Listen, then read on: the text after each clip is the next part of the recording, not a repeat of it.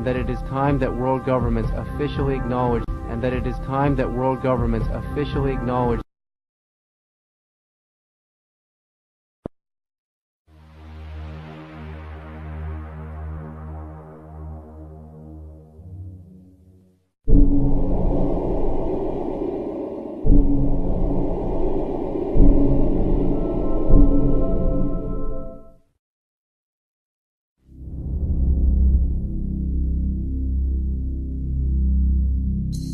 We have an unidentified flying object.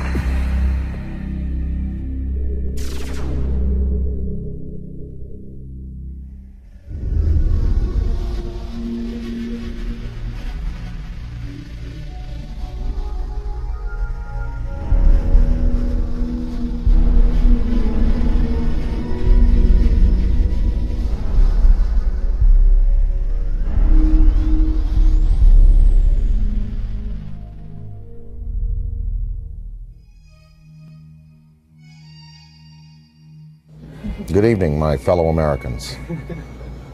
The sighting over Washington yesterday has alarmed many of you. However, please, do not... We close? Yeah, we're close. 2001 was a real space odyssey for me. Instead of flying on a spaceship to the moon, Jupiter, or beyond the solar system, I met Dan Aykroyd for the first time to talk about UFOs.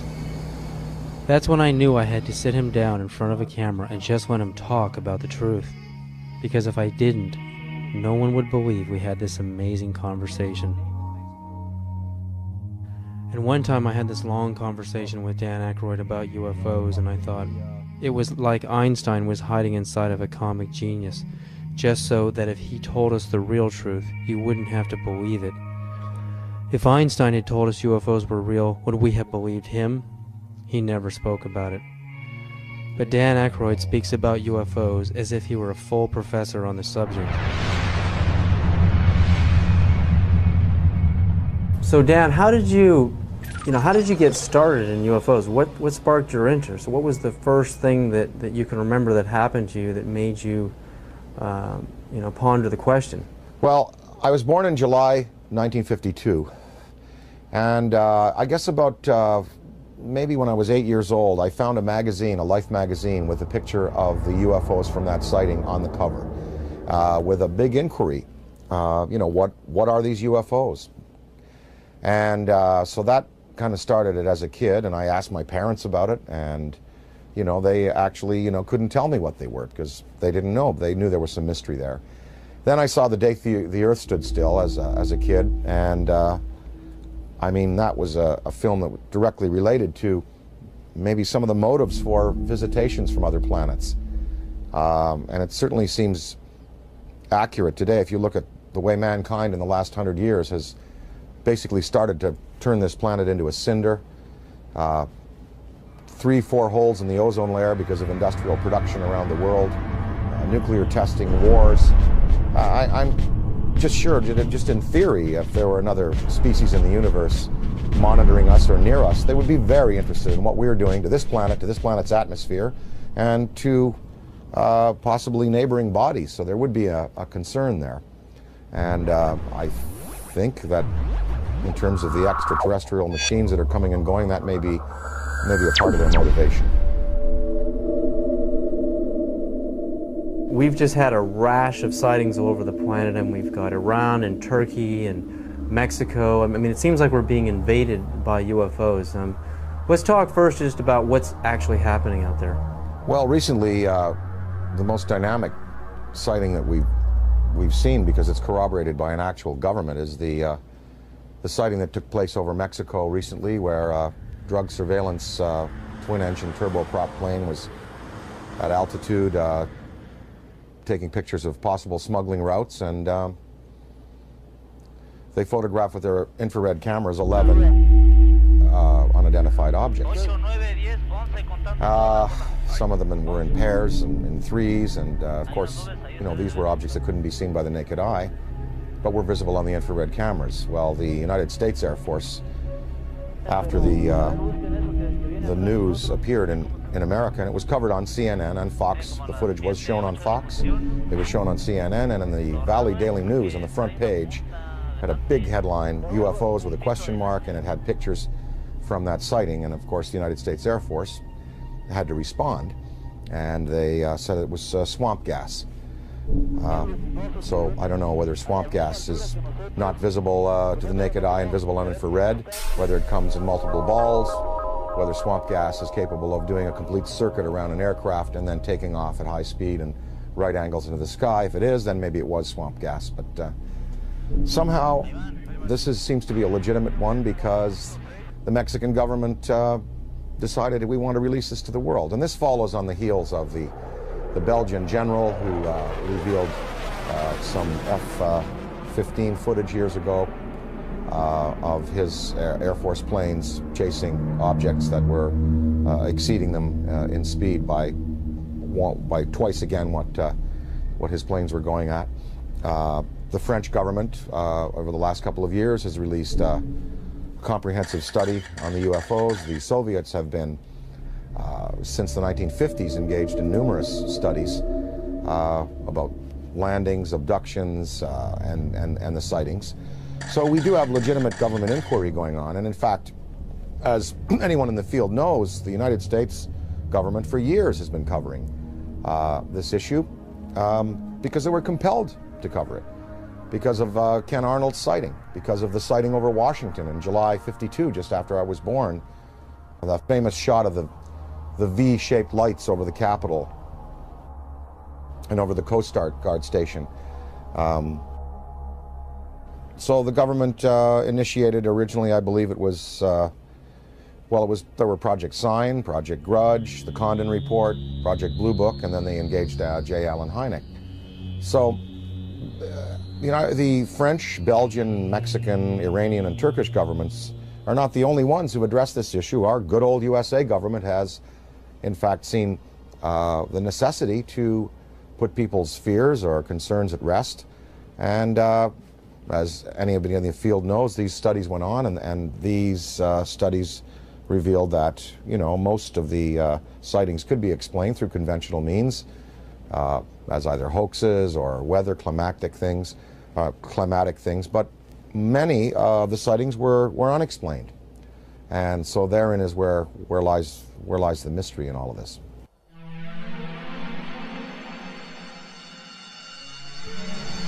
Dan, what do you think is the significance of UFO technology? I mean, obviously, these guys, extraterrestrials, can come from one star system to another and visit Earth. I mean, recent headlines on CNN are talking about, and BBC, that we're going to run out of oil in 2026. We've got to get on to a better technology.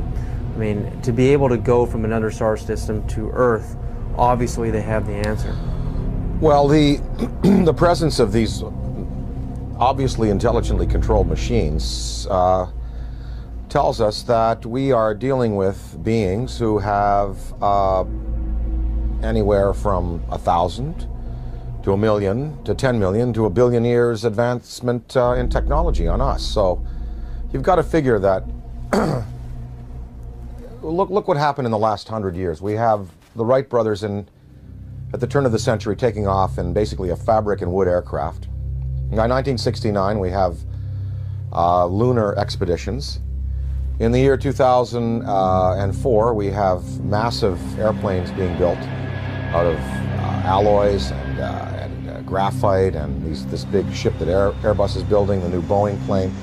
So in 100 years, from fabric and wood, we've come to, advanced metallurgy, fuel use, and propulsion in just 100 years. Imagine what a culture could accomplish in 1,000 years, or 10,000 years, or 1 million years, or 1 billion years. It's not inconceivable that you have intelligently manufactured and controlled machines that can not only traverse great distances in space by mastering gravity and the time-space continuum, but also the interdimensional travel that might be possible. Many theories now purport that there were not only 4 dimensions at the creation of the entire multiverse 14 billion years ago at the time of the Big Bang. There were 11, maybe as many as 21 dimensions. So some of these beings may be coming from an extra dimensional place. I mean, And, you know, what it says is that these technologies have been harnessed and that it's possible to use other fuels that don't rely just on simple combustion. And, you know, there are many theories. I mean, some theories are that the military already knows about these forms of propulsion and lighter-than-air vehicles or metals that can be vibrated to a certain point where they become light waves, photons. But they're not telling us. They're not going to reveal that, obviously, to us, and we just have to keep the search going. So I think that you know, it's incumbent on us as a race on this planet to begin to find alternatives to the fossil fuels, but we're just not doing it fast enough. It's probably been the greatest and most successful cover-up in the history of the world. UFOs are as real as the airplanes that fly over your head. That is my unequivocal conclusion. Oh my God.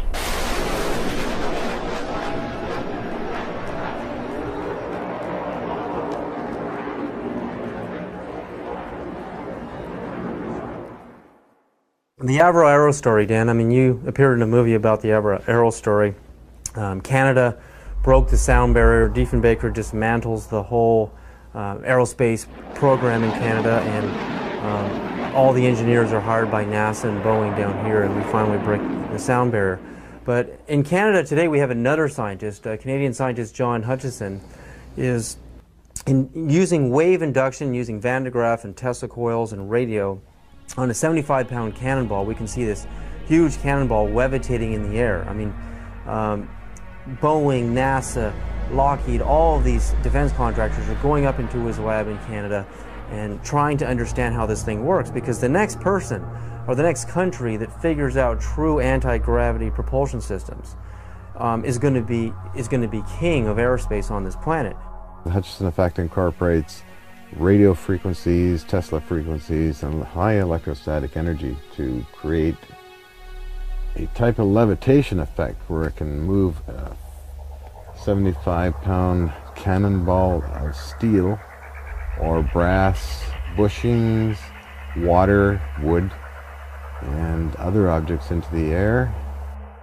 Are we doing enough in our universities, in our research labs? Are we putting enough money into this kind of a research? And what risks are we willing to take if universities in Beijing and China and Russia, they're actually going into the UFO phenomenon in their universities? But here in America, mainstream science, mainstream physicists laugh at the UFO phenomena. I mean, what do you think about that? Budgets are tight all around the world, and as far as putting money into the study of alternative technologies, funding research by people like Hutchinson, the money is just not there. I mean, if you look at NASA, NASA is getting chopped back because the funds that are flowing through government now are focused on the war in Iraq and other things. So we don't even have the money to keep up conventional space exploration, development of metallurgy, fuels, ion drive systems. So I don't see any government in the next 10, 20, 30, 40, 50 years really putting the money into the kind of research that's needed to develop these alternative systems and to perhaps study what is driving these intelligent machines from somewhere else. Now, of course, that's on the visible side of things.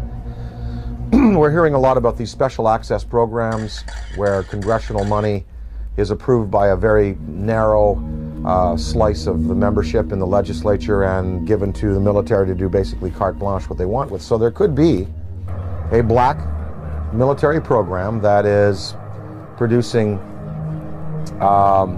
what people are referring to now as the big black deltas, which are these huge black triangles that are being seen all around the world, the big black rectangles, which are also being seen all around the world.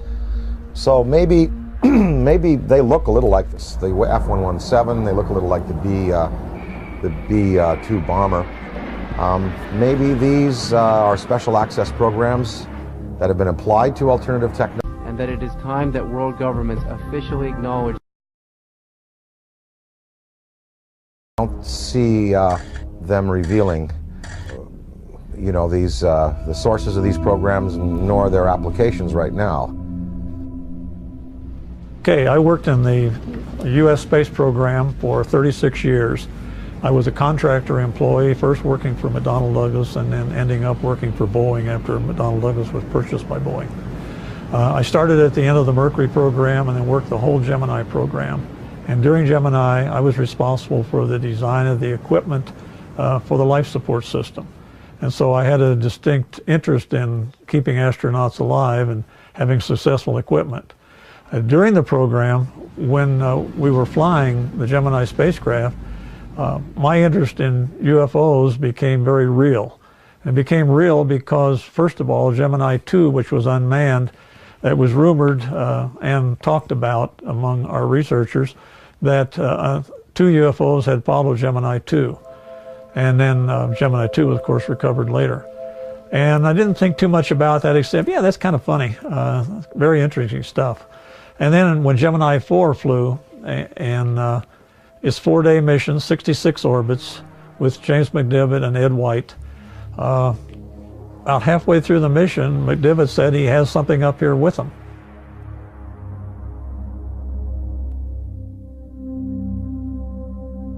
Astronaut Gordon Cooper is an American hero with a log of over 222 hours of manned spaceflight. He had a long and illustrious career of service to his country. With over 11,000 hours of flight, he was a fighter pilot, U-2 test pilot in the Air Force, and is one of the first men to ever fly in space.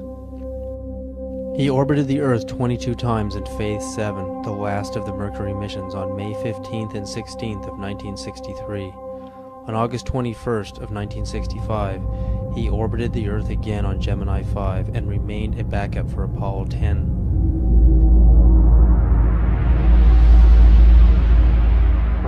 Well, I've had some occasions to know some of the people who were involved in Roswell at one stage or the other. I think there's been an awful lot of untruth put out on Roswell and an awful lot of conjecture. I think there have been some truth in it. I think definitely there was something other than weather balloon there.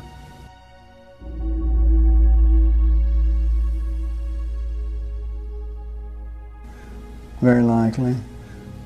I'd like to think they reversed engineered it and did something with it. You know, did some benefit with it, which would be the logical thing to do, but I have no way of knowing whether they did or not. Within hours of the crash at Roswell, U.S. General Nathan Twining designated the visitors as enemy aliens.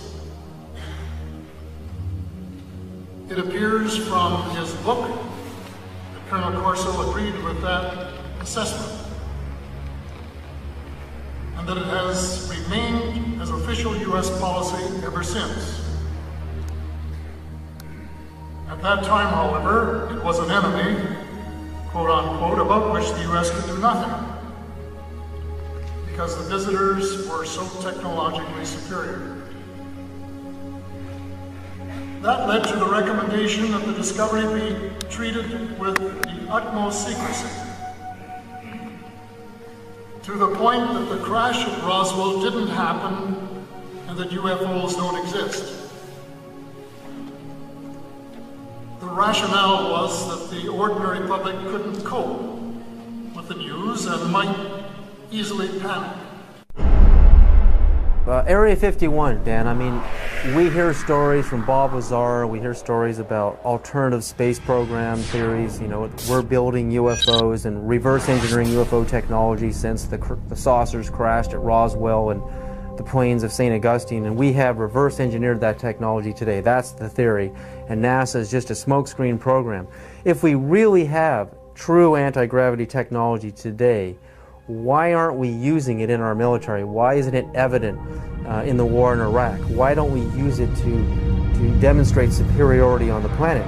And if not, if all of this is just conspiracy theory and we really don't have this technology, again, are we willing to take the risk of losing air superiority on this planet by letting the Russians or the Chinese or some other country, even the Middle East, actually engineer this kind of UFO technology and conquer the world? Are we willing to take that chance?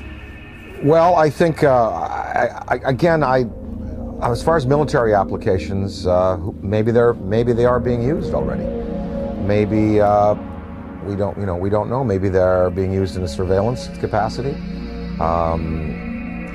As far as weapons that could be associated with such vehicles, one would have to think that if the propulsion system is as sophisticated as it would need to be to have these vehicles just hover, stop, noiselessly take off at right angles, do 3 to 5 to 6 to 20,000 miles an hour, one would think that the military application would then take the form of, rather than rockets and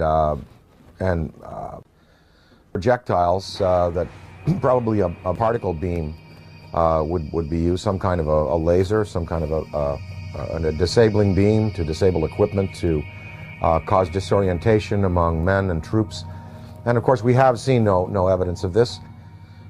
I'm not sure that the U.S. military would want to play that card right now, because after all, the war in Iraq really is a conventional war. We have air superiority there already.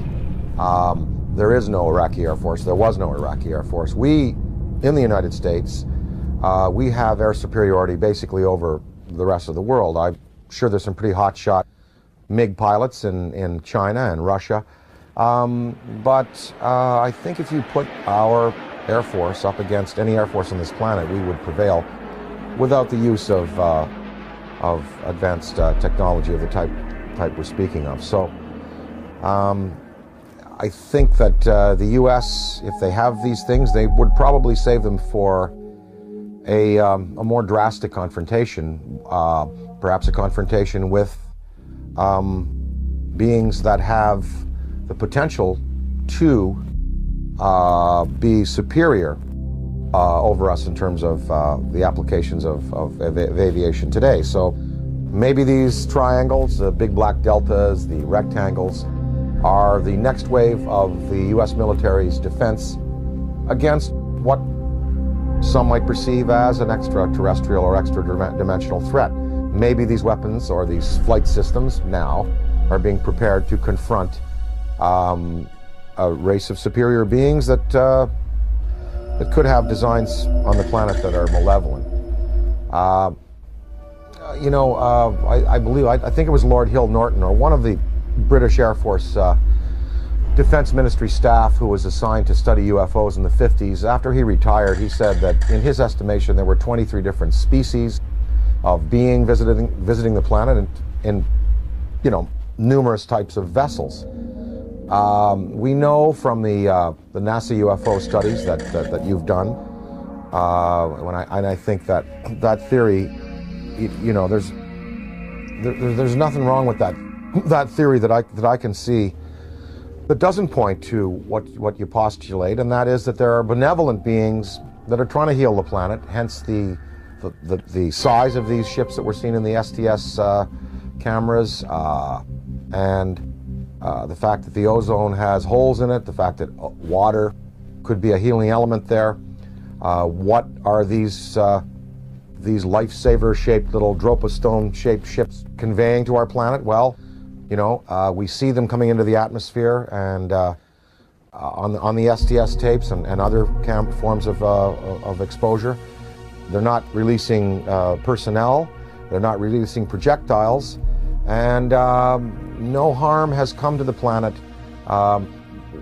through their intervention. So one can assume perhaps that maybe there are benevolent beings out there and malevolent beings out there, and maybe the United States government is preparing weapon systems to deal with the malevolent beings. Ronald Reagan said in a speech, he said, what if there were a species from another planet that was threatening us? We would all find a way to work together.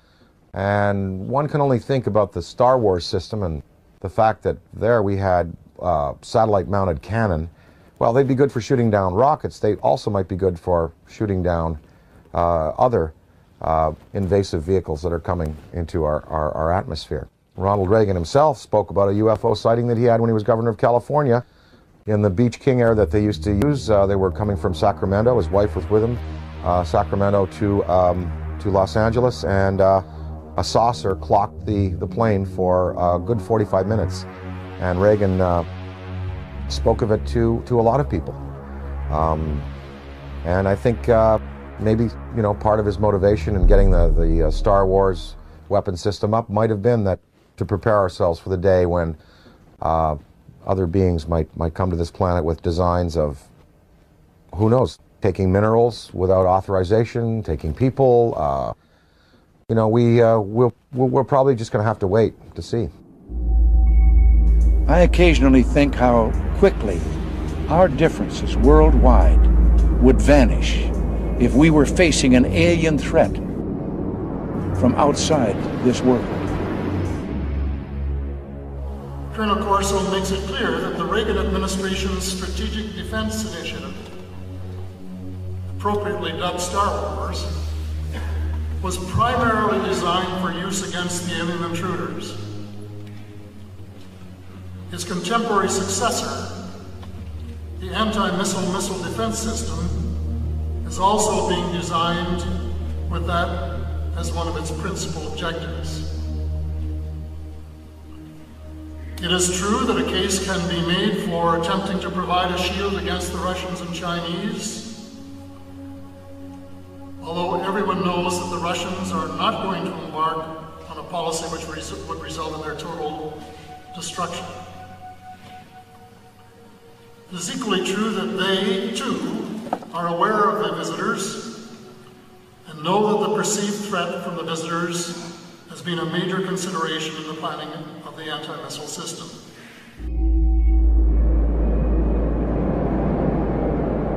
And the incident in question, as at least from my perspective, almost ignited a nuclear war, and that was 5 unidentified objects were picked up on radar coming in over the Pacific Northwest, Northern California, Southern Washington, Oregon area. As these objects approached the coast, Strategic Air Command went on a alert. We were in a defense condition, or what is referred to as a DEFCON, Defense Condition 3, which means that the nuclear forces were ready, but they weren't on a ready stated alert. We elevated that to Defense Condition 4. Defense Condition 5 is launch. When we went on our alert, the Russians were also monitoring our nuclear armed forces as we were theirs. And so they knew that our bombers had gone to fail-safe. They knew that the launch codes had been given. They also knew that the hatches on the ICBM missiles had been removed and that we were getting ready to do a launch. I know that Nixon, President Richard Milhouse Nixon, picked up the phone and called the Kremlin.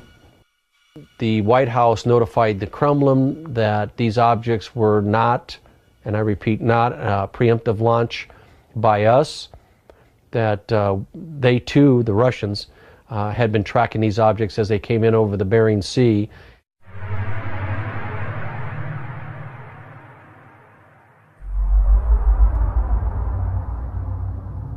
Probably moved 100 miles in a matter of a second or two. When we look at alien abduction, I mean, the idea of a human being being taken and having an implant inserted into their body, I often think of how biologists, how we tag whales. You know, we put a chip on a whale and we can track them via satellite, and also how, you know, we go into a frog's pond and we pull out the frog and we spread it out on the table. Remember in biology class we used to do this, and, you know, stick the little needles in his legs and cut him open. I mean, that's how we look at another life form in another world. So is it really a sign of violence and negativity that an extraterrestrial civilization is coming to Earth and doing the same to us, putting computer chip implants on us to track us, know where we are, study our species, do a little bit of biological experimentation. I mean, I know for us it's horrific. I mean, it's absolutely a violent thing for us as humans. But from their perspective, do you really think that they're being violent? Well, again, I have to go back to some of them might be here for good purpose. And that it is time that world governments officially acknowledge And some are here for selfish purposes. Maybe these abductions, even though they're done in a objective but biological way, like we dissect frogs, maybe they're doing it just for fun and for sport. I mean, I don't know. I think probably that that the fear could be justified in some senses. Anne Druffel has written this book about how to prevent being abducted. And we really think, even if benevolent species coming to this planet and taking a man and a woman and taking ova out of a woman and sperm out of a man, that's tremendously invasive and very traumatic for the human beings. So even if the motives are good, these actions are as violent as anyone we're capable of on the planet. I think that a certain amount of fear is justified. If you look at Day the Earth Stood Still, the first thing that happens is the army is assembled and guns are shot at these beings and at the ship.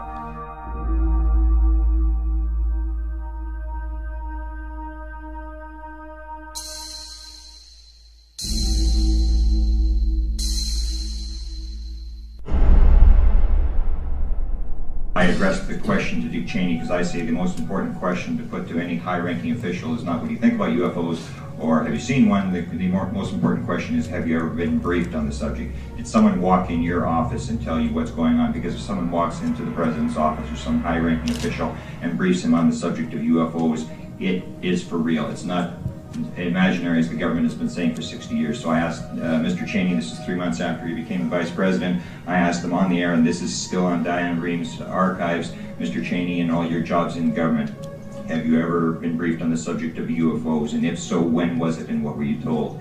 And Mr. Cheney said, if I had been briefed on that subject, it probably would have been classified and I wouldn't be talking about it.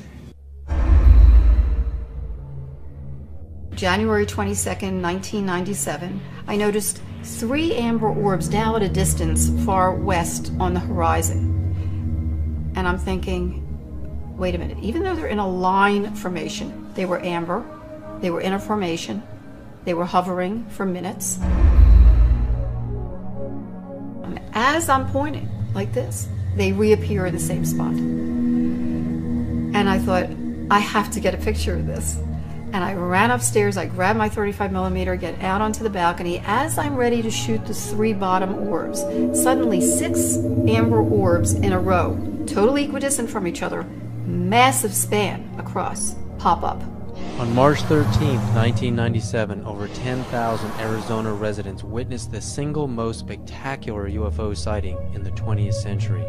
Headlines surged the nation, and Arizona residents demanded answers from military and state officials. A mile-wide UFO was seen from as far north as Flagstaff, Arizona, and then the giant triangular UFO hovered above the great city of Phoenix, Arizona, where Dr. Lynn Ketai shot this amazing videotape.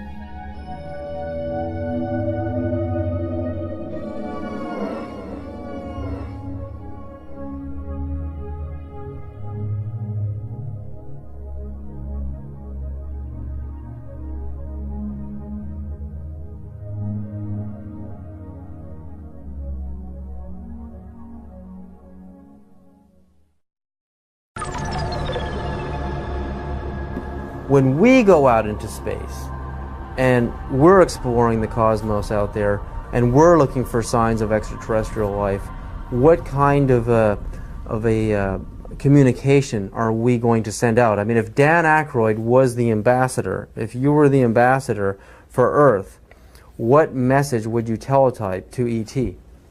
If I were to speak for mankind to these beings that were coming here, I guess what I would say is, let's go to some neutral place. Let's have a meeting with scientists from all around the world leaders. Let's sit down and basically have a sort of a forum with you, the extraterrestrial or extra-dimensional beings. Let's sit down and kind of get to know each other. And, you know, human instinct is pretty good, and I think, you know, it would almost like be a sort of a G8 style kind of summit with world leaders, scientific leaders, and these beings, and you'd sit down with them, and, you know, after about a week, or even a couple of days, or maybe a few hours, you would really sort of get a sense of what they're up to. But of course, you know, childhood's end, Arthur C. Clarke's great story. It looked like these beings were benevolent, even though they had a malevolent appearance, and in the end, we find out that they meant no good for our planet. So, I think it's important that some branches of the military and police be briefed on these in a very real sense, and be told, you know, they are real, people are being abducted, there is mind control in play here, and that we do have to be vigilant. Now, if we knew that there was a purely benevolent race, like if something happened in Iraq where all of the electronics went out in the American military and all of the insurgents' rifles jammed, or we saw all of the polluted waters in North Carolina from the pig farming completely healed overnight, and different signs like this, then we would know we're dealing with a benevolent species, and then we could really be open and welcome.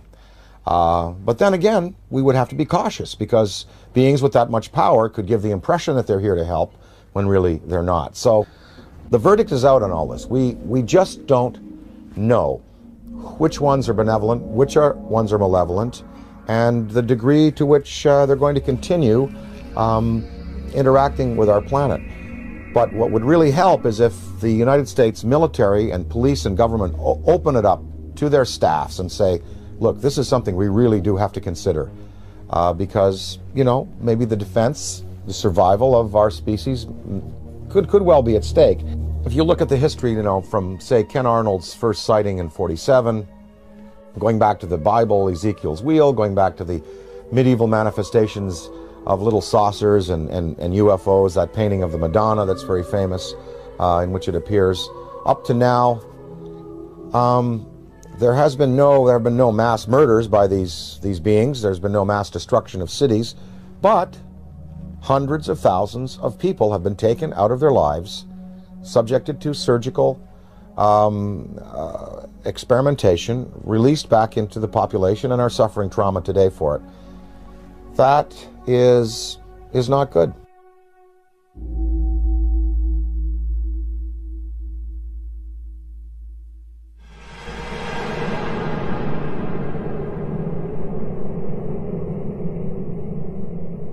The idea, I mean, like in the movie Close Encounters of the Third Kind, the meeting on the dark side of the moon in Devil's Tower, Wyoming, I mean, it seems like the logical thing to do. I mean, we have a communication, a teletype message, we have a place, a location, and a time, and we isolate it from the public until we know it's safe. I mean, we check each other out. I mean, this seems like the most logical thing to do, you know, even rather than meeting on the White House lawn. I mean, this is the way we would like it to happen. But that doesn't seem to be the way it's really happening. I mean, these extraterrestrials don't seem to be so interested in doing things politically the way we do things on Earth. They're picking certain individuals to contact. They are zeroing in on those individuals. But now, I mean, there are so many sightings going on all over the planet. I mean, it's just amazing. I mean, Iran, Turkey, Mexico, Venice, California, Sonora, California, Texas, Death Valley. I mean, the reports are coming in every other day now. It seems like we're heading towards an omega point. I mean, what is about to happen? I mean, is this all just a coincidence that more and more people have video cameras, or do you really think, you know, there's a major unprecedented communication that is about to happen between our extraterrestrial visitors and humanity? Or again, is it the video camera question? More camcorders? There are definitely more video cameras out there, and definitely more sightings, and definitely more credible witnesses. You know, the biggest thing in ufology in the 60s was Herb Shermer, the Nebraska Highway Patrolman, who was at the Ashland Oil tank farm out there in Nebraska, and he writes in his diary, you know, saw flying saucer, and then under hypnosis, turned out that he was taken aboard and informed of their intentions. Barney and Betty Hill. I mean, these were the key cases. Shermer, Barney and Betty Hill, the Pascagoula incident, Travis Walton. Now there are hundreds of cases like this, and I think that because it's in the consciousness, because we have, you know, a poll saying basically half of the world believes and half doesn't. We're reaching a point where, as Stephen Bassett talks about his time clock, it's like the nuclear time clock that we had in the 50s before we blew the world, you know, before we blew the world up. The theory that once the hands got to midnight, that's when all the nuclear weapons in the world would be discharged. Well, we've stopped that nuclear clock, thankfully. But as far as the UFO clock, he says we're 1 minute to midnight now, meaning that in a minute to midnight, something really spectacular is going to happen. Now, whether that's a mass appearance, whether that is, you know, come over to the Yankee Stadium during a game, I think possibly the next, maybe even in the next 5 years, we're going to have occasions like the one I experienced in upstate New York in the mid-'80s when I woke up in the middle of the night and I said to my wife, they're calling me, I want to go outside, they want me to come outside and see. He said, who? Something outside wants me to come out and say, oh, just go back to bed. I went back to bed, but in the next day in the media, in newspapers, in radio, all over upstate New York and Ontario and Quebec and Vermont, people spoke about this urge they had to go out of their houses at 3 in the morning and look up into the sky. And 12,000 people shared this urge, and they went out, and it was a big news story. And of course the Air Force said that a Chinese rocket had exploded over New York State, and what people saw was a massive, miles-high pink spiral in the sky above the Great Lakes. In Hull, Quebec, Canada, a few years afterwards, there was a story of several hundred people, almost 1,000 people, in this community, Gatineau, north of Hull, Quebec, Canada, in the Quebec province, sharing this urge to come outside and look up into the sky, and they also saw an apparition. So there are going to be more of these mass sightings. And, you know, the day that 1 million people in Idaho at a rock concert or something see it, that is when you're going to really get the conventional military and police sitting down to say, well, it's time to throw the Brookings Institution report out and lay it open to the people and let the people decide, you know, what must be done in conference with our state leaders.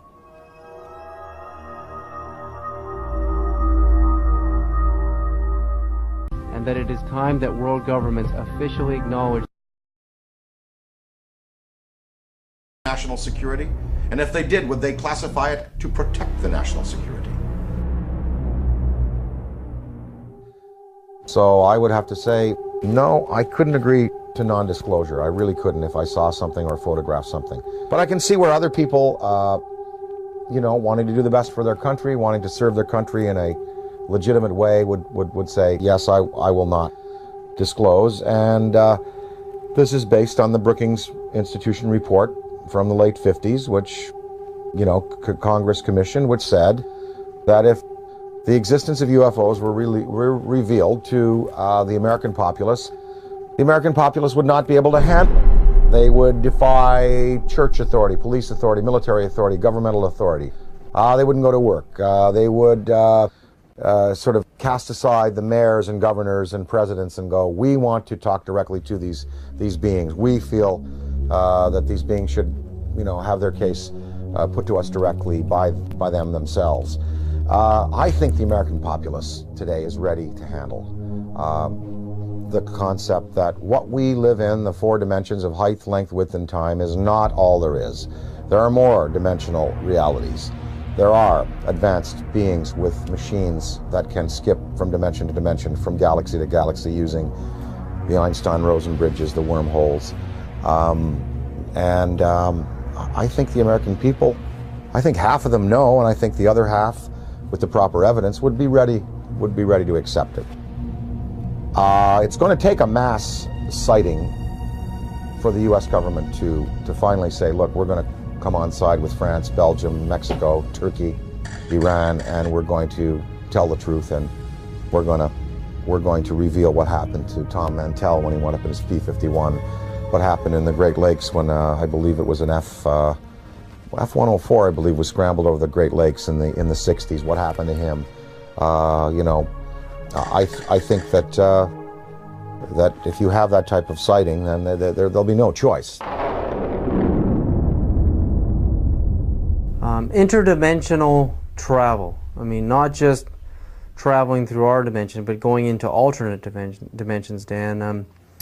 Would you, and if you could, a spaceship arrives in your yard, and you know you've got the barbecue out, and there's the steak on the grill, and they want you right now to come with them and go into another dimension, and to move forward and backwards on the timeline, to go forward in time and backward in time. If you could move forward and backward in time, are there any events in human history that you would interfere with, that you would change to alter the destiny and the course of humanity? Well, I wouldn't want to go back in time and change anything, because that would be a tampering that I wouldn't serve mankind well. Although there are many horrors, of course. Wouldn't you have loved to have caught Hitler as a 15-year-old and have him drown in a river?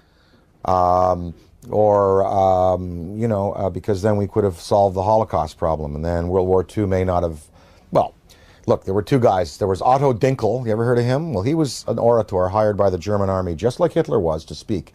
If Hitler died, maybe Otto Dinkel would have been the guy that would have gone on with this rabid anti-Semitism and wiped out 9 million people. Of course, one thinks of those things, but you don't want to go back in time and play with events, because, you know, where we've come to today and the improvements we've made in human rights and in regarding ourselves as sacred, they've come because of the bad things that have happened. Now, if I went into the future, I would want to see where this planet is 300 years from now. Did we make it? Did we make it? That's what I would like to know. I mean that from my knowledge of the world that I see around me, I think that it is much more likely that the reports of flying saucers are the result of the known irrational characteristics of terrestrial intelligence rather than the unknown rational ethics of extraterrestrial intelligence. Interdimensionality, again, if you could move forward and backward in time and meet any personality, any public figure, celebrity, or politician, or mystical figure, is there anybody that you would like to sit down with? If you could have lunch with them, or just sit down and talk to them and have a discussion, forward and backward in time? Oh, I'd love to spend an afternoon with Richard Feynman. Would love to sit down with Heisenberg, and of course, you know, Einstein, Niels Bohr, Max Planck.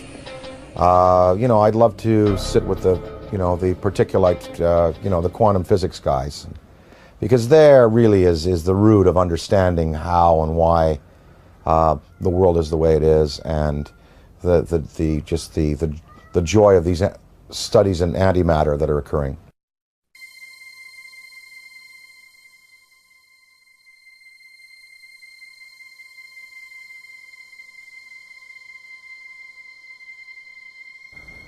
Everyone you picked is a physicist, a scientist, and I often think about how spirituality and science are merging, how they're kind of coming together. I mean, what ancient civilizations thought of a universe was really the Earth and the Sun and a few planets. And now with the advent of the Hubble telescope, we can see that the universe is far bigger than the ancients had ever imagined. So while science and religion are merging on some ideas, in other areas they're just far off. But to make matters even more complicated, the idea of parallel dimensions or parallel universes, I mean, it's just getting so vast out there. How do you map a multiverse? You know, I've talked to some guys, they say that fifth dimension, sixth dimension, could be right here by my ear and could be a millimeter wide and a millimeter across. You don't, because you're talking about, dimensions that defy any kind of dimensional understanding. And, there was I forget his name, he died recently, the last 2 years, but he proposed that there are parallel realities just because of the way we go through time. Like here we are in this interview right now. Well, what I said and what you said and what we all did 2 minutes ago still exists somewhere. Because we just did it. It's there. It's like a wake we've left. And if you had a time vehicle, you could go back to 2 minutes before and stop and see what we're doing 2 minutes before. You go back to your high school days. You go back to your days as an infant. And those realities are still existing alongside what we're progressing through.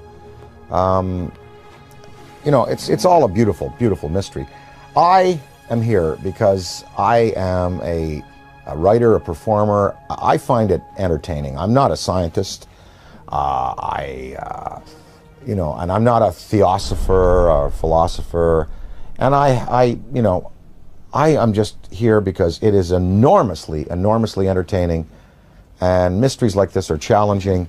And it's really, really fun to contemplate that, there may be beings out there who are concerned about our planet and who may give us the opportunity to advance ourselves. It's really fun to contemplate.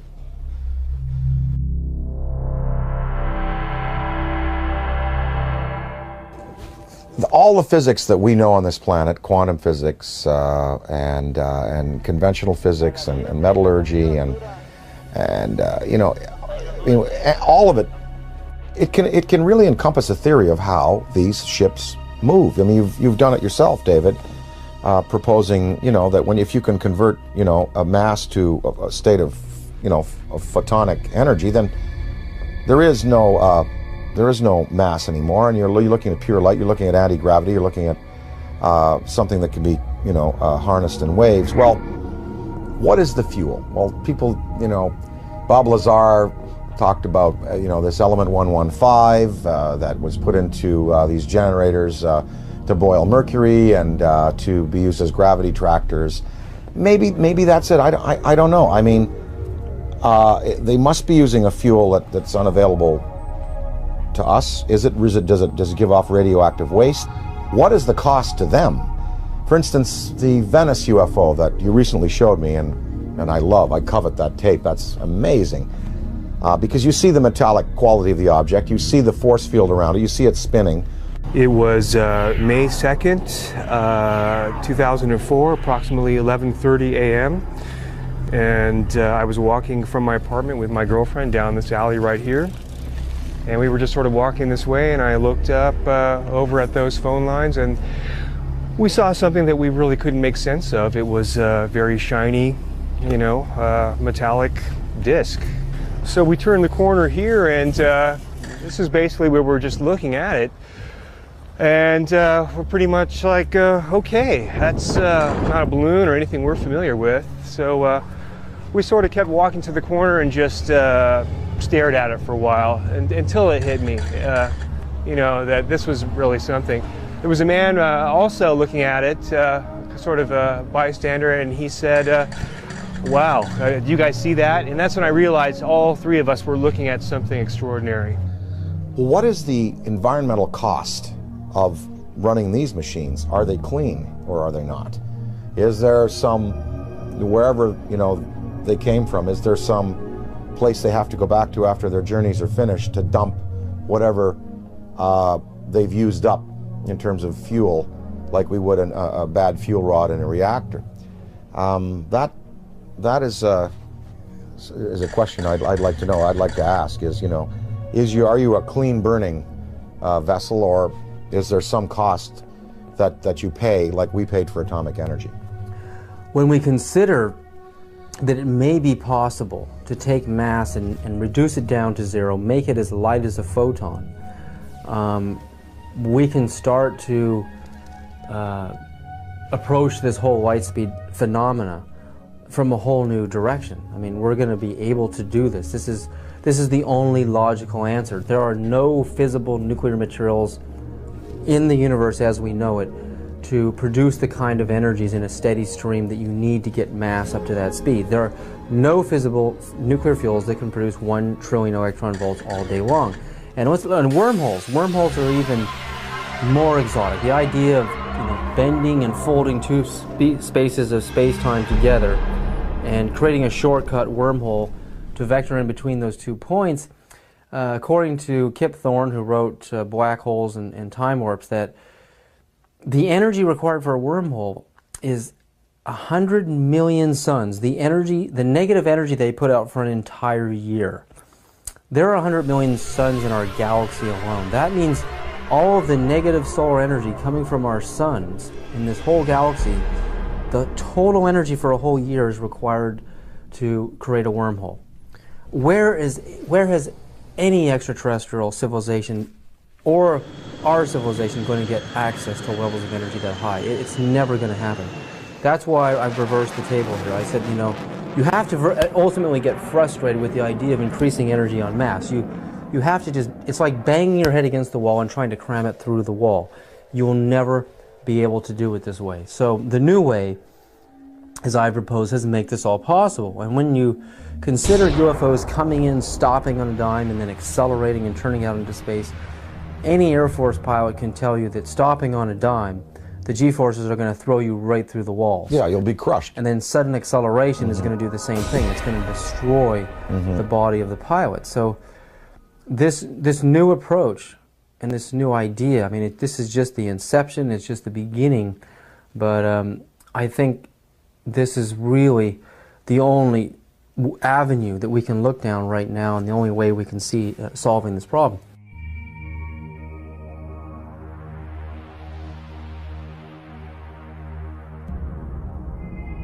While Gordon Cooper was an Air Force pilot stationed in Munich, Germany in 1951 in the 86th Fighter Bomber Group, where he flew F-84s and F-86s, Cooper testifies to having chased disc-shaped UFOs that outmaneuvered the most advanced fighter jets of our time.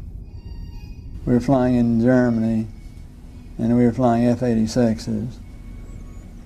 And they would come over and do the same maneuvers that we make, except every once in a while one of them would go zip. And you just can't do that in a fighter, a conventional fighter. They're just typical saucer shape, double lenticular shape, metallic looking. Well, yeah, they weren't just random. They were flying fighter formations, very definitely under positive control.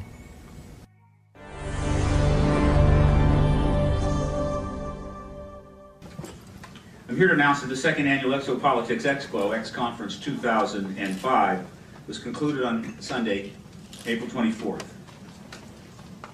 This event was produced by Paradigm Research Group.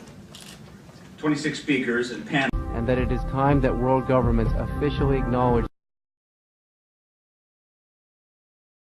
It was a unique event which focuses on the political, governmental, and social implications of extraterrestrial-related phenomena.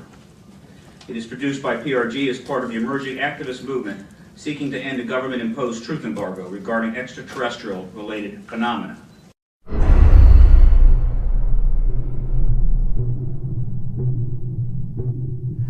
Do you believe, and describe, do you believe that your show was shut down for national security reasons? And tell us a little bit about what happened with the show out there.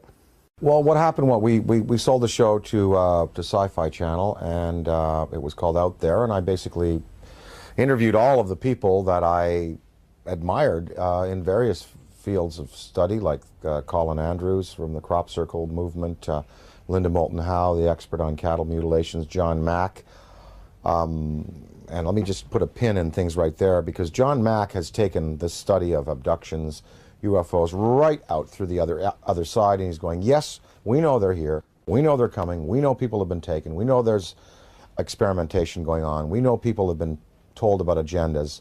What we now have to do is use that as a key and as a motivation to socially transform this planet to a more peaceful, more loving, more tolerant state. So his movement, the movement for social change, has just accepts as a fact abductions, UFOs, interplanetary intervention, and what he's doing is taking it out through the positive side of it and saying, now we must use it to socially transform. And I think his message is great. But I talked to him, I talked to the Allagash guys who were taken in the canoe on that trip in Pennsylvania. The last show we did, I had both Bassett, who has the UFO time clock, and then Greer. Both Bassett and Greer were there. They were my two guests for the day. Well, the show was canceled that afternoon. And I was outside, before I knew it was canceled, in between the interviews. And I was outside, and Britney Spears called me because she wanted me to appear on Saturday Night Live with her. And so I was outside having a cigarette, the phone rang. Oh, Brittany, how you doing? Oh, sure, of course I will. I turned away like this. I turned back, and there was a black Ford across the road, a black Ford sedan. And I was trying to look at the plate, and the plate seemed kind of like fuzzy, and I was, definitely a police car. And two guys were there, and a big, big, tall guy got out of the back seat, and he stood in the street on 42nd Street it was. We were at 42nd Street and 8th Avenue, and he looked right at me. And literally, I was on the phone. Hey, oh, sure, of course I'd love for the show. Saw the Ford, went back like this, turned back like a half second later, and it was gone. And that car did not go past me. It did not make a U-turn, because I would have seen 42nd Street. I would have seen that thing take a U-turn and go away. That car vanished. That car was a cloaked vehicle of some type. And whether this was like a warning to me, because the guy got out of the back seat, gave me a real dirty look. That car vanished. I know what I saw. And, it was just this fast. It was, oh, hi, Brittany, sure. Oh, of course, I'd love to. Guy gives me a dirty look. Oh, well, sure. Car gone. That's what happened. And then 2 hours later, we were told we were not to continue taping, and the show was canceled, and none of them would air. I don't know. I don't know. Was that an MIB experience? Black helicopters, military abductions that happen. Sometimes people are taken and they talk about then being visited by, military personnel and debriefed about their abduction. Was it a technology associated with some of these beings that are visiting that wanted to warn me off, or that wanted to give me verification that I was on the right track? I don't know. But I do know I did turn back a second later, and it takes so long for an automobile accelerating from 0 to 40 miles an hour to reach the corner of 8th Avenue and 42nd Street going past me, and then pulling a U-turn and going out towards Times Square. I would have seen that car. And I looked around. I was looking for that then. It was gone. So, I don't know. The tapes exist. I have them. We're going to try to repackage them. We might put them out on DVD.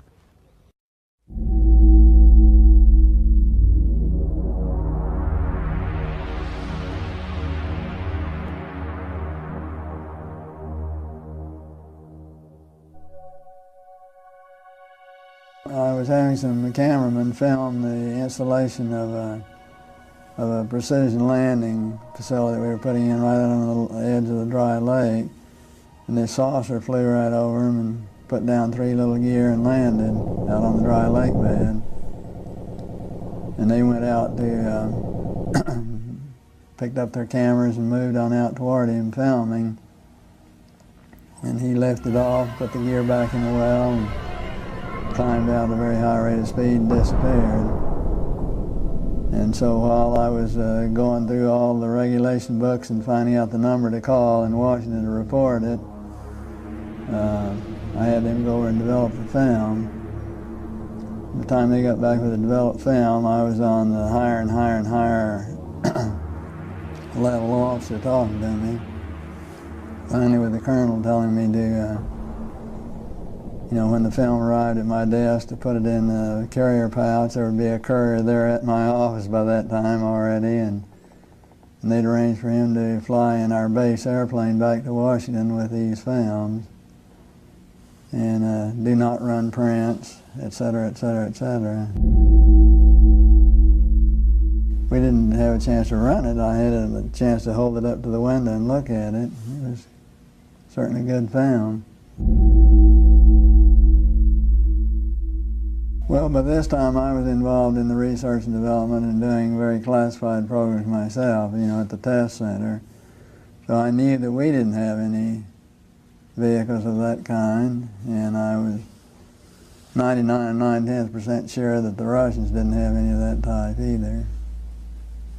So it certainly was, at that point in time, there was no doubt in my mind that this vehicle was made at some other place than here on Earth. And yeah, well, Buck Rogers and Flash Gordon coming true.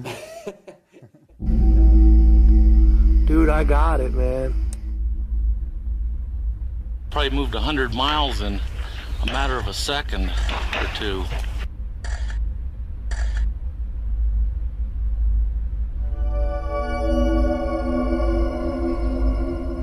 In July of 2002, right here in the Washington, D.C. area, there was yet again a airspace jet chase by two F-16 jet interceptors, charged, which were chasing a bluish object right outside D.C.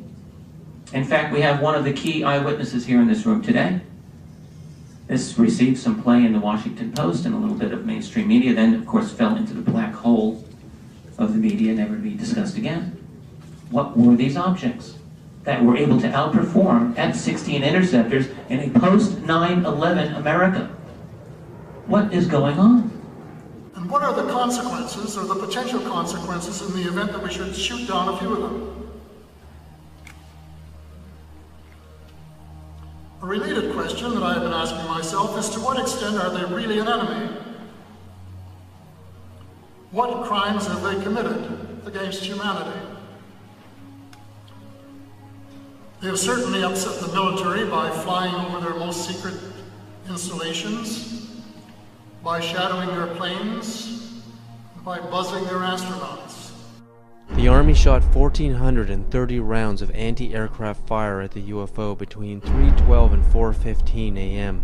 Army Chief of Staff General George C. Marshall wrote a top-secret memo to President Franklin D. Roosevelt that the U.S. Navy recovered an unidentified craft off the coast of California. The retrieved craft was in fact not earthly and in all probability of interplanetary origin.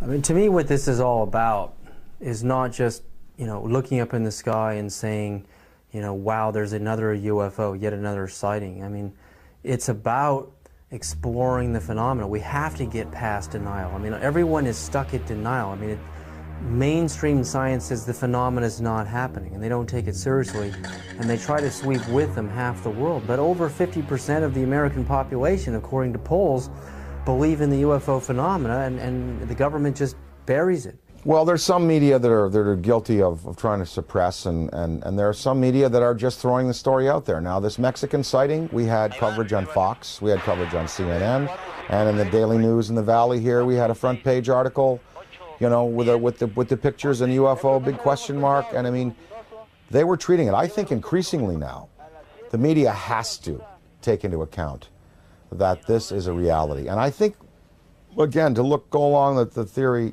and the feeling that John Mack has, let's get past the debate whether they're here or not.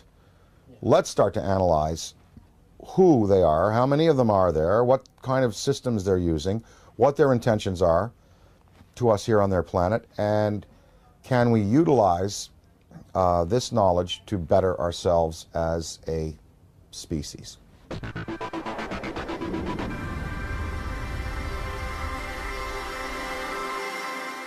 With the advent of the Hubble telescope, I mean, when you see how big it really is out there, and the idea that we're stuck on this myopic little ball, we're just glued to it, we can't get our eyes off of it.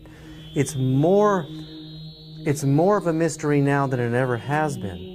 Why we're stuck here, and there's got to be a way to decode the matrix and finding out how these craft work, how we can get out into the universe ourselves. I mean, I think that's what this is really all about, It's not about trying to prove it whether it's right or wrong. It's trying to, it's like when the first time man saw a bird fly. Well, the last UFO symposium conducted by MUFON, they sent me the book of the speakers. There were many, many scientific people in there, many astrophysicists, celestial mechanics experts, metallurgists, people who've been consulted on these cases over the years.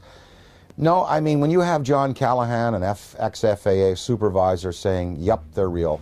When you have John Schuessler, who was a Boeing engineer, now running MUFON, and saying, yep, they're real. When you have, pilots and personnel in the police and military coming forward in the Rockefeller Report and in the Disclosure Report saying they're real. When you have a Belgian general on television showing you a tape from a fighter which is filming an object escaping at high speed, when you have this Mexican case, I think we can pretty well put it to bed and say, yep, they're here, they're doing things to us, with us, interacting with us. Whether we've had, official military contact, again, that goes into the black box area, but there should be no debate anymore. UFOs exist. They are intelligently manufactured and guided technology from somewhere else, not this planet.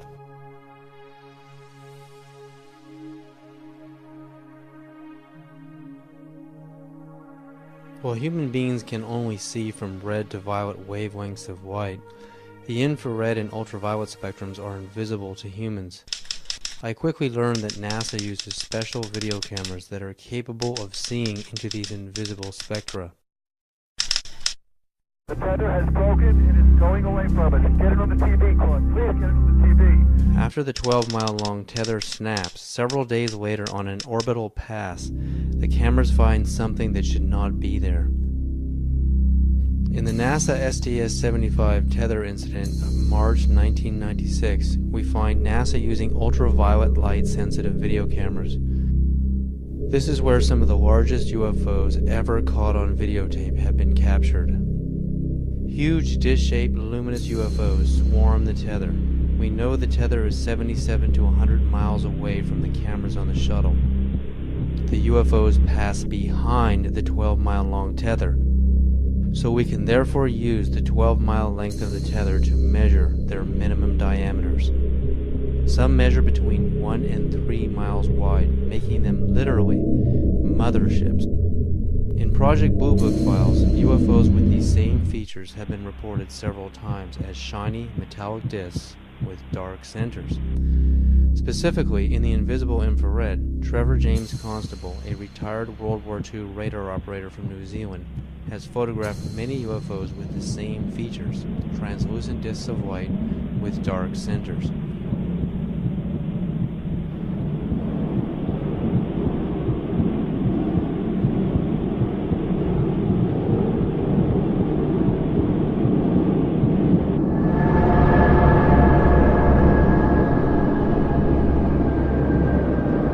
That it is time that world governments officially acknowledge the time has come to lift the veil of secrecy and let the truth emerge so there can be a real and informed debate about one of the most important problems facing our planet today. So how do people respond to Dan Aykroyd when he talks to them on a personal level about UFOs? You know what? It's interesting. When I talk to people, well, first of all, people ask me about it. They come to me and they say, oh, well, we saw an interview, we heard an interview, they heard the thing on Art Bell that we did. They come to me and ask me about it. So it's not like I have to go out there and crusade and say, hey, did you hear about the latest Mexican case? They've seen CNN, they've seen Fox, they've seen the Daily News. They come to me and ask me about it, and I basically lay out, my thoughts on it. I'd say half the people that I speak to about this have either seen themselves, heard about it from a credible witness, or are willing to accept. The other half, totally not. Harold Ramis, my good friend and collaborator, does not believe, will not accept until, proof hard proof is presented to him in the form of, you know, something tangible. And what I've been able to do is just open people's minds a little bit and let them think about it. And of course, the greatest proof are the kinds of tapes that now exist, the kind of videos that exist. Usually when I show some tape of some different things that have been exposed to me, well, it's pretty convincing. And then at that point, people have to go away and accept that, you know, that these things are a part of our reality. Well, what I'd like to, you know, what we'd all like to affect is some positive change in the world and try to help the tipping point where good tips to overflow evil in the world. I mean, you know, we know there's good and bad out there, yin yang, black, white, you know, there are you know, there's tremendous divisiveness in the planet, and you know, perhaps this study and this understanding of things that are greater than we have accomplished technologically will lead us to a spiritual awakening, one that helps us respect other beings out there in the universe and other dimensions, and also in our own 4 dimensions and here in the physical world that we live in. The sacredness of human life, the willingness to get along a little better, to relinquish materialism and territoriality in favor of a more comprehensive worldview, in which we unite and we all feel the energy within us as part of a universal light. Gotta thank you, Dan, so much for this interview. I'm very grateful. I really believe you're one of the greatest minds in our world at this time. Thank you so much.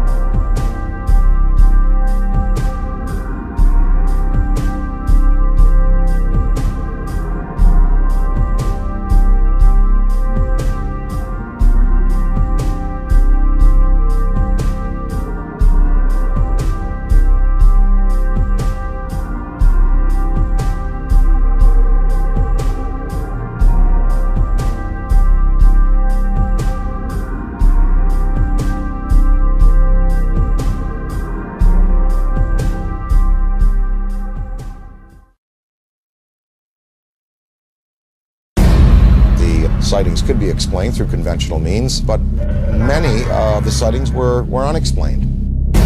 From Dan Aykroyd, a recognized authority on UFOs. People spoke about this urge they had to go out at 3 in the morning and look up into the sky. 3 amber orbs now at a distance far west on the horizon. Strategic Air Command went on alert, DEFCON 3, which means that our nuclear forces were ready. I think half of the American people, with the proper evidence, would be ready to accept. Probably moved 100 miles in a matter of a second. It was a metallic disc, and that's when I realized all 3 of us were looking at something extraordinary. 5 unidentified objects were picked up on radar coming in over the Pacific Northwest. 12,000 people shared these mass sightings. Looks like you got an object right in front of you, Mark. Can you look out there? There should be no debate anymore. UFOs exist. Challenging the misconceptions. They photographed 11 unidentified objects. Discovering the realities. They were hovering for minutes. Of what may be. Massive, miles high. The most important question. The incident almost ignited a nuclear war. Facing human civilization today. An authoritative inquiry into the UFO phenomenon. We are dealing with beings who have advanced technology on us. Probe the mind of Dan Aykroyd. Dan Aykroyd Unplugged on UFOs.